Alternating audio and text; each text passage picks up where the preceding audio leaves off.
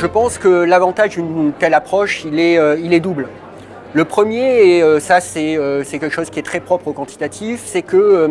la façon dont nous construisons nos portefeuilles intègre complètement en amont toute la dimension risque. Nos portefeuilles sont extrêmement diversifiés, aussi bien en termes de secteurs, de valeurs, de pays, de styles de gestion, et ça nous a été extrêmement bénéficiaire dans la séquence actuelle. Par ailleurs, je dirais que notre approche, qui est une approche de type momentum, qui consiste tout simplement à s'intéresser aux gagnants, à s'intéresser aux dynamiques de marché,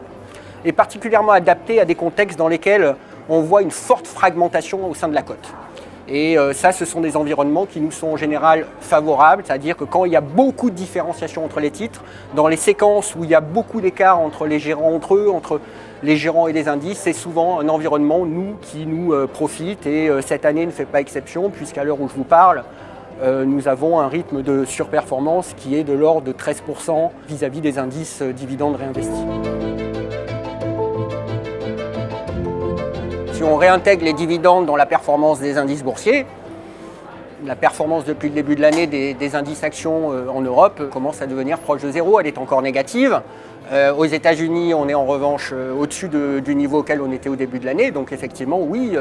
il y a très clairement un retour à l'équilibre qui, à notre sens, est aujourd'hui pleinement justifié par une démarche extrêmement accommodante des banquiers centraux qui accompagnent donc tous ces plans de relance budgétaires qui sont mis en œuvre par les exécutifs, par les gouvernements. Et toute cette démarche que l'on appelle chez nous en interne, chez Cheyne Capital, les gestes barrières des autorités, ont fonctionné et ont permis de compenser quelque part les effets négatifs de cette crise, qui est une crise très très spéciale,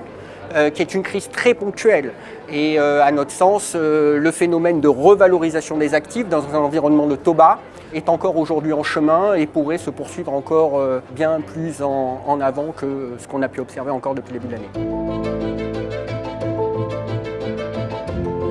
La finance responsable, c'est aujourd'hui quelque chose qui est très important chez nous. Je crois que nous ne sommes pas les seuls dans ce cas. C'est une véritable lame de fond dans l'industrie de l'asset management qui se comprend très bien au regard tout simplement des besoins et des souhaits de la société dans son ensemble. Donc pour nous, il n'était aucunement question de s'extraire de ce mouvement-là qu'on trouve vertueux, et on est très heureux aujourd'hui d'avoir intégré à l'intérieur de notre processus quantitatif, à l'intérieur de nos algorithmes, des critères d'exclusion ESG qui sont mis en œuvre de manière très originale,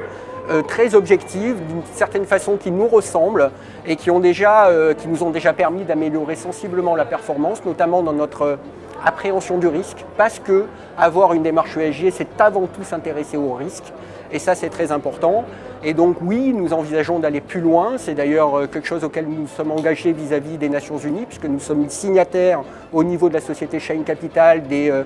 UNPRI, donc qui nous demandent quelque part d'avoir une démarche qui soit constante dans le progrès, dans la recherche, et nous avons aujourd'hui dans nos travaux de recherche qui sont très importants chez nous, une large part qui est consacrée à la réflexion sur cette thématique-là.